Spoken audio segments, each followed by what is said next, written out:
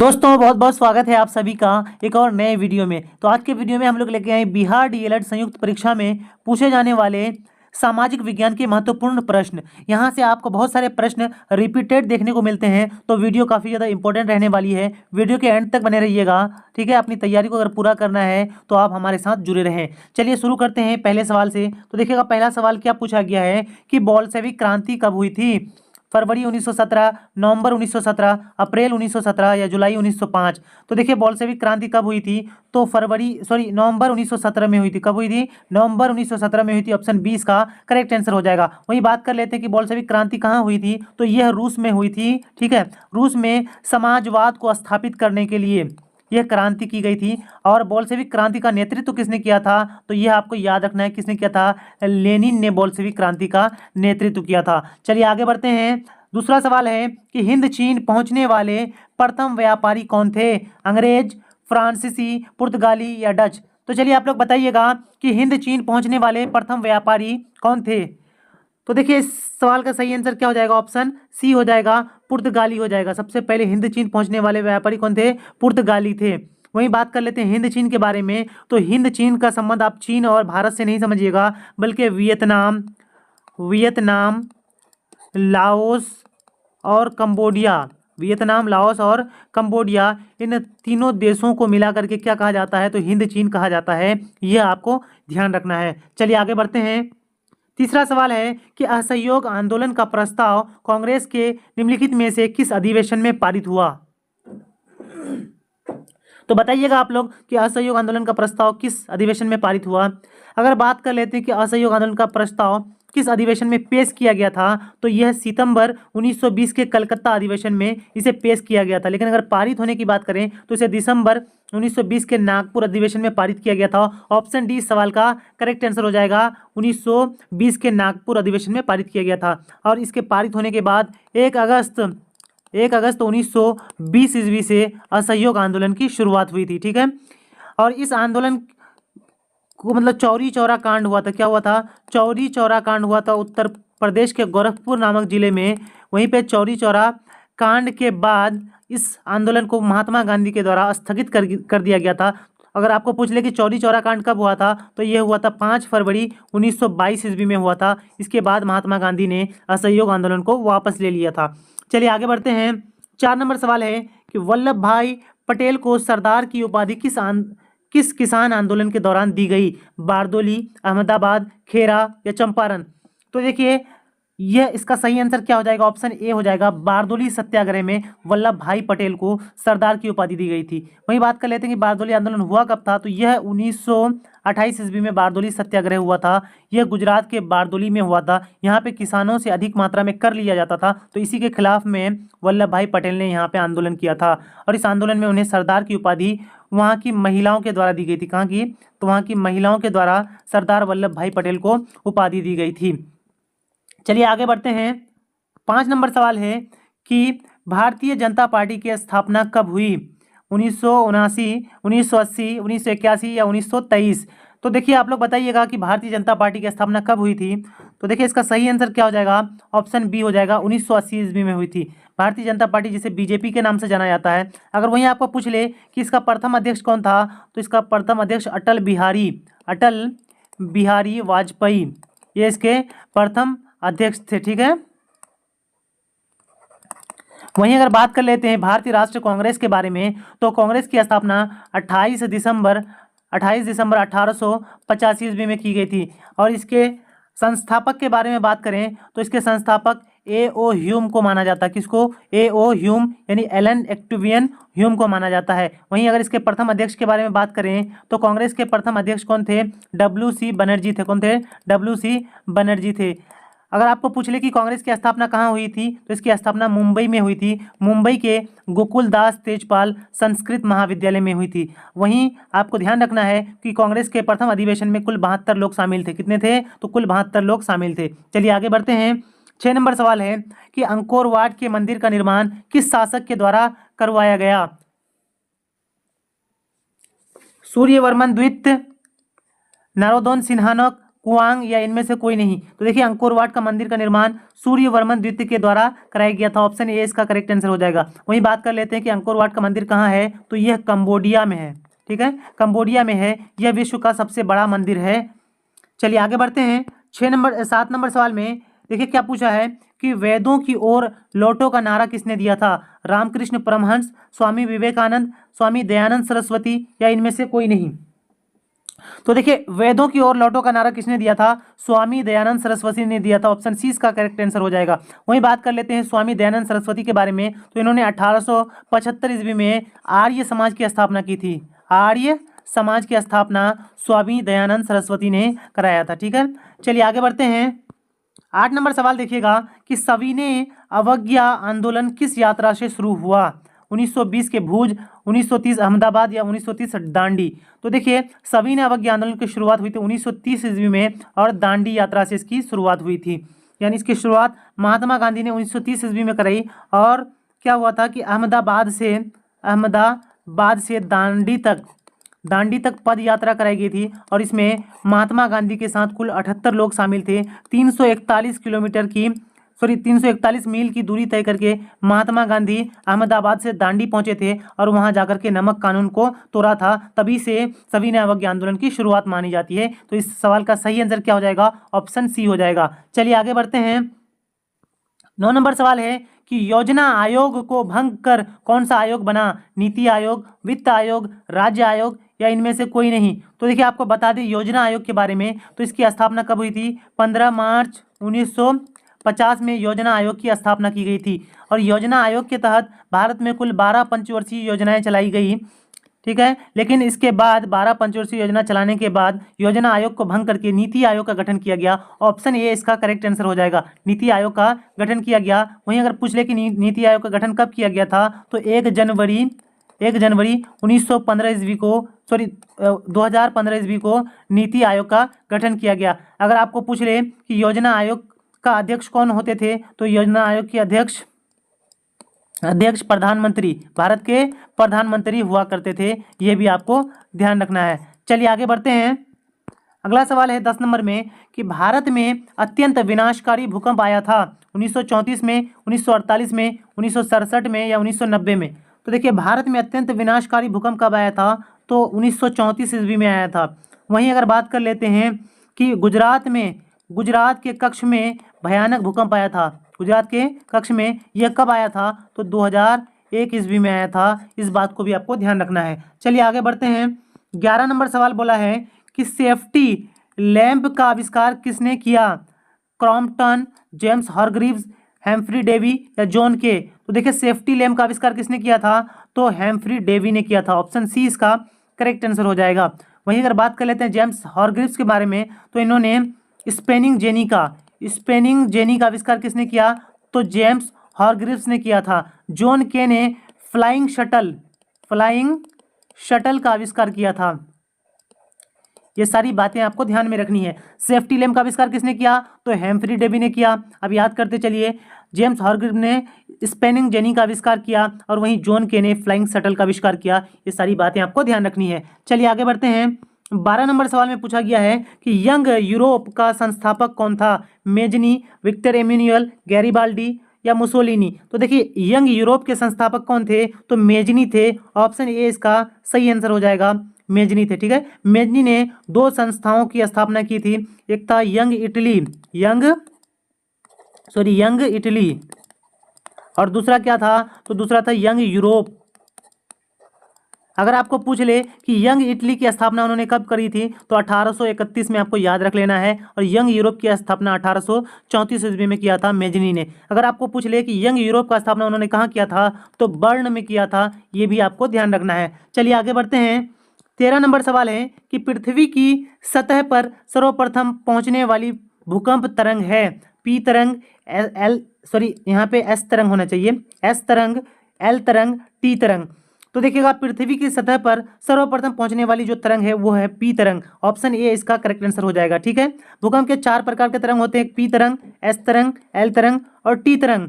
इसमें जो सबसे फास्ट होती है वो पी तरंग होती है और ये सबसे कम विनाशकारी होती है। इस बात का भी आपको ध्यान रखना है, यानी जो सबसे ज़्यादा फास्ट होगा वो सबसे कम विनाशकारी होगा। लेकिन इसमें से सबसे जो अधिक विनाशकारी है वो है, वो क्या है, तो वो एल तरंग है। क्या है? एल तरंग, ये सबसे अधिक विनाशकारी है और यह सबसे कम, यानी इसकी स्पीड सबसे कम होती है। तो इस सवाल का सही आंसर क्या हो जाएगा? पी तरंग हो जाएगा, जिसकी स्पीड यानी सबसे ज़्यादा होती है, पृथ्वी पर सबसे पहले पहुंचती है। चलिए आगे बढ़ते हैं। 14 नंबर सवाल है, भारत में कोयले का सर्वप्रमुख उत्पादक राज्य है पश्चिम बंगाल, झारखंड, उड़ीसा या छत्तीसगढ़? तो देखिए, भारत में सर्वप्रथम कोयले का जो उत्पादक राज्य है सबसे अधिक, तो वो है झारखंड। ऑप्शन 20 का करेक्ट आंसर हो जाएगा। वहीं अगर बात कर लेते हैं पश्चिम बंगाल के रानीगंज में सबसे पहली बार कोयला निकाला गया था 1774 ईस्वी में। रानीगंज से कोयला निकाला गया था। ये भी आपको पूछ सकता है कि भारत में सबसे पहली बार कोयला कहाँ से निकाला गया था, तो रानीगंज हो जाएगा। ठीक है। वहीं जो उड़ीसा है, यह बॉक्साइट का सबसे प्रमुख उत्पादक राज्य है। ये बात आपको ध्यान रखना है। चलिए आगे बढ़ते हैं। 15 नंबर सवाल में है कि भारत का प्रथम लौह इस्पात उद्योग है भारतीय लौह एवं इस्पात कंपनी, टाटा लौह और इस्पात कंपनी, बोकारो स्टील सिटी या विश्वविद्या लौह एवं इस्पात प्लांट? तो देखिए, भारत का प्रथम लौह इस्पात उत्पादक केंद्र कौन था, तो हो जाएगा ऑप्शन बी, टाटा लौह और इस्पात कंपनी। इसे शॉर्ट में टिस्को के नाम से जाना जाता है, TISCO, Tata iron and steel company. इसकी स्थापना कब हुई थी? 1907 ईस्वी में की गई थी जमशेद जी टाटा के द्वारा। ये कहाँ है, तो यह झारखंड में है, झारखंड। ठीक है, झारखंड में स्वर्ण रेखा नदी के किनारे स्थित है। ठीक है, अगर आपको पूछ ले कि किस नदी के किनारे स्थित है, तो स्वर्ण रेखा नदी के किनारे स्थित है। वहीं बात कर लेते हैं बोकारो स्टील प्लांट के बारे में, तो इसकी स्थापना 1954 ईस्वी में की गई थी और यह जो है यह सरकारी लौह इस्पात केंद्र है। इसे रूस की सहायता से, यानी सोवियत संघ रूस की सहायता से स्थापित किया गया था। चलिए आगे बढ़ते हैं। 16 नंबर सवाल है कि हीराकुंड बांध है कर्नाटक में, तमिलनाडु में, बिहार में या उड़ीसा में? तो देखिए, हीराकुंड बांध कहाँ है, तो ये उड़ीसा राज्य में है। ऑप्शन डी करेक्ट आंसर हो जाएगा। यह जो बांध है, यह भारत का सबसे लंबा बांध है। भारत का सबसे लंबा बांध कौन सा है, तो वह हीराकुंड बांध है। ठीक है, अगर आपको पूछ ले कि यह किस नदी पर बना हुआ है, तो यह महानदी पर बना हुआ है। चलिए आगे बढ़ते हैं। 17 नंबर है कि द्वितीय पृथ्वी सम्मेलन कहाँ हुआ था? न्यूयॉर्क, पेरिस, मॉस्को या इनमें से कोई नहीं? तो देखिए, अगर आपको बता दें कि अब तक कुल 3 पृथ्वी सम्मेलन हुए। ठीक है, पहला हुआ था 1992 ईस्वी में, दूसरा इसके 5 साल बाद हुआ था 1997 ईस्वी में, और तीसरा इसके 5 साल बाद हुआ था 2002 ईस्वी में हुआ था। ठीक है, वहीं अगर आपको बता दें कि जगह को कैसे याद रखना है कि कौन सा पृथ्वी सम्मेलन कहाँ हुआ था, तो इसके लिए आपके एक ट्रिक लाए हैं। क्या कि रेडियो न्यूज, आप लोग रेडियो में क्या करते हैं, तो न्यूज सुनते हैं। ठीक है, रेडियो न्यूज इसका एक फॉर्मूला है। तो रेडियो से आपको याद रखना है रियो डी जेनेरो। क्या याद रखना है? Rio de Janeiro. यहाँ पहला पृथ्वी सम्मेलन हुआ था 1992 ईस्वी में। और यहाँ आप न्यूज याद रखिएगा, न्यूयॉर्क। क्या याद रखिएगा? न्यूयॉर्क। यहाँ जो है दूसरा पृथ्वी सम्मेलन हुआ था 1997 ईस्वी में। और लास्ट में जो है, तो जो से आपको याद रखना है जोहान्सबर्ग। क्या याद रखना है? जोहान्सबर्ग याद रखना है। और जोहान्सबर्ग में तीसरा पृथ्वी सम्मेलन हुआ था, ये 2002 ईस्वी में हुआ था। तो इस तरह से आप आसानी से याद रख लीजिएगा। तो यहाँ इस सवाल का सही आंसर क्या हो जाएगा कि द्वितीय पृथ्वी सम्मेलन कहाँ हुआ था, तो न्यूयॉर्क में हुआ था। ऑप्शन ए इसका करेक्ट आंसर हो जाएगा। चलिए आगे बढ़ते हैं।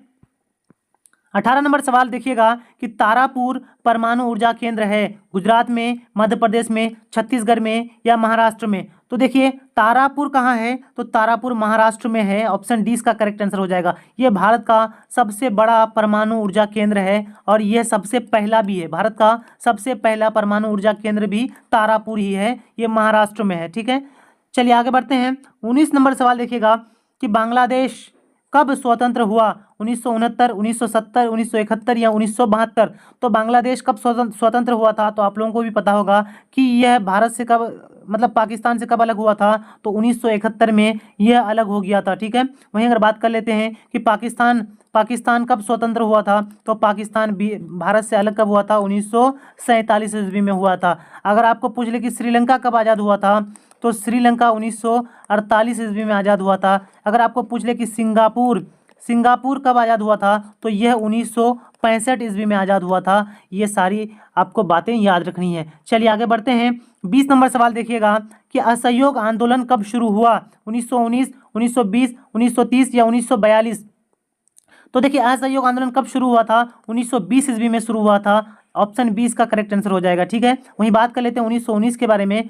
तो 1919 में क्या हुआ था? रॉलेट सत्याग्रह हुआ था। क्या होता? रॉलेट सत्याग्रह कब हुआ था? 13 अप्रैल 1919 में क्या हुआ था? तो रॉलेट सत्याग्रह हुआ था। ठीक है, यानी कि जालियांवाला बाग हत्याकांड रॉलेट सत्याग्रह के ही विरोध में हुआ था 13 अप्रैल 1919 को। वहीं बात कर लेते हैं 1930 ईस्वी में। तो 1930 में सविनय अवज्ञा आंदोलन की शुरुआत हुई थी। सविनय अवज्ञा आंदोलन की शुरुआत कब हुई थी? तो 1930 ईस्वी में की गई थी। 1942 में कौन सा आंदोलन हुआ था? तो भारत छोड़ो आंदोलन 1942 में हुआ था। इसका नेतृत्व महात्मा गांधी ने किया था और इसका प्रसिद्ध नारा क्या था? करो या मरो का नारा किसने दिया था? महात्मा गांधी ने दिया था 1942 के भारत छोड़ो आंदोलन के तहत। चलिए आगे बढ़ते हैं। 21 नंबर सवाल है कि निम्न में से कौन भूकंप का सर्वाधिक खतरनाक जोन है? देखिए, भूकंप की तीव्रता के आधार पर इसे 5 जोनों में बांटा गया है। ठीक है, पहला होता है जोन 1, जोन 2, जोन 3, जोन 4 और जोन 5। इसमें सबसे अधिक खतरनाक जो जोन होता है वह जोन 5 होता है।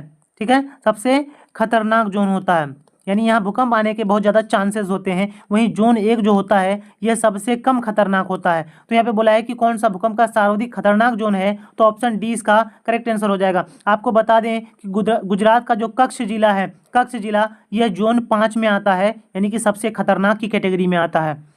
चलिए आगे बढ़ते हैं। 22 नंबर सवाल है कि कान्हा राष्ट्रीय उद्यान कहाँ स्थित है? कर्नाटक, केरल, मध्य प्रदेश या उत्तर प्रदेश? तो देखिए, कान्हा राष्ट्रीय उद्यान कहाँ है? तो ऑप्शन सी करेक्ट आंसर हो जाएगा, मध्य प्रदेश में है।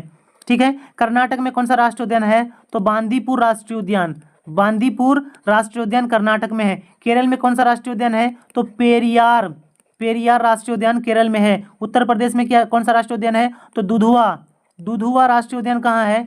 तो उत्तर प्रदेश में है। ये कुछ महत्वपूर्ण राष्ट्रीय उद्यान है जो आपको याद रखने हैं, इनसे भी सवाल बन सकते हैं। कर्नाटक में कौन सा है? तो बांदीपुर है। केरल में पेरियार राष्ट्रीय उद्यान है। मध्य प्रदेश में कान्हा राष्ट्रीय उद्यान है और उत्तर प्रदेश में दुधुआ राष्ट्रीय उद्यान है। चलिए आगे बढ़ते हैं। 23 नंबर सवाल देखिएगा कि बोलीविया में जन संघर्ष का मुख्य कारण क्या था? पानी की कीमत में वृद्धि, खाद्यान्न की कीमत में वृद्धि, पेट्रोल की कीमत में वृद्धि या जीवन रक्षक दवाओं की कीमत में वृद्धि? तो आप लोग बताइए क्या इसका सही आंसर हो जाएगा। देखिए, बोलीविया में पानी की कीमत में वृद्धि हो गई थी, इसलिए यहाँ पे जन संघर्ष देखने को मिला था। ऑप्शन ए इसका करेक्ट आंसर हो जाएगा, यानी यहाँ की सरकार ने पानी पर टैक्स लगा दिया था। ठीक है, चलिए आगे बढ़ते हैं। 24 नंबर सवाल देखिएगा, सूचना का अधिकार संबंधी कानून कब पारित हुआ? 2004 में, 2005 में, 2006 में या 2007 में? तो देखिए, बात कर लेते हैं सूचना के अधिकार कानून से पहले सूचना का अधिकार आंदोलन हुआ था 1990 ईस्वी में। और इस आंदोलन की शुरुआत कहाँ से हुई थी? तो राजस्थान राज्य से हुई थी। इस आंदोलन के बाद भारत सरकार ने क्या किया था? 2005 में सूचना का अधिकार आंदोलन कानून लाया था। ठीक है, 2005 में लाया था, यानी 2005 में पारित हुआ था। इसका सही आंसर हो जाएगा ऑप्शन बी। चलिए आगे बढ़ते हैं। 25 नंबर सवाल देखिएगा कि भारत की राष्ट्र आय का सर्वप्रथम अनुमान किसने लगाया? पंडित जवाहरलाल नेहरू, महात्मा गांधी, सरदार वल्लभ भाई पटेल या दादा भाई नौरोजी? तो सबसे पहले राष्ट्र आय का अनुमान किसने लगाया था? दादा भाई नौरोजी ने लगाया था। ऑप्शन डी करेक्ट आंसर हो जाएगा। वहीं बात कर लेते हैं कि भारत में राष्ट्र आय की गणना कौन कार्यालय करता है? तो आपको याद रखना है केंद्रीय सांख्यिकी कार्यालय जो है यह क्या काम करता है? तो यह राष्ट्र आय की गणना करने का काम करता है। ये भी आपको पूछा जा सकता है। चलिए आगे बढ़ते हैं। 26 नंबर सवाल देखिएगा कि निम्नलिखित में से कौन सा कथन सही नहीं है? उत्तर प्रदेश भारत में गेहूं का सबसे बड़ा उत्पादक है। तो देखिए, ये बिल्कुल सही बात है। भारत में सबसे अधिक गेहूं का उत्पादन उत्तर प्रदेश में ही होता है। दूसरा सवाल देखिए, भारत विश्व में फलों का दूसरा सबसे बड़ा उत्पादक है। ये भी कथन बिल्कुल सही है। भारत दूसरा सबसे बड़ा उत्पादक है, लेकिन सबसे प्रथम उत्पादक में कौन आता है फलों का? तो चीन आता है। अगला देख लेते हैं। फलों, सब्जियों और मसालों के उत्पादन को बागवानी कहते हैं। तो ये भी कथन बिल्कुल सही है, क्योंकि ये बड़े स्तर पर की जाती है। तो बड़े स्तर पर जो कृषि कार्य किया जाता है उसे बागवानी कहते हैं।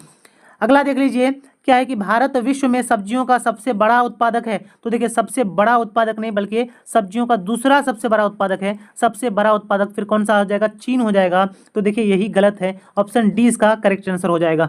चलिए आगे देख लेते हैं। 27 नंबर सवाल देखिएगा, वास्को डी गामा कहाँ का यात्री था? पुर्तगाल, अमेरिका, इंग्लैंड या स्पेन? तो देखिए वास्को डी गामा पुर्तगाल का यात्री था। ऑप्शन ए इसका करेक्ट आंसर हो जाएगा। पुर्तगाली यात्री वास्को डी गामा 1498 ईस्वी में भारत के केरल के कालीकट में आया था। कहाँ आया था? कालीकट में आया था पहली बार। और यहाँ पे कालीकट के स्थानीय राजा जमोरिन ने वास्को डी गामा का स्वागत किया था। यहाँ से आपको कई सारे सवाल देखने को मिल सकते हैं। चलिए आगे बढ़ते हैं। 28 नंबर सवाल है कि विश्वव्यापी आर्थिक संकट किस वर्ष आरंभ हुआ था? 1930, 1922, 1929 या 1918?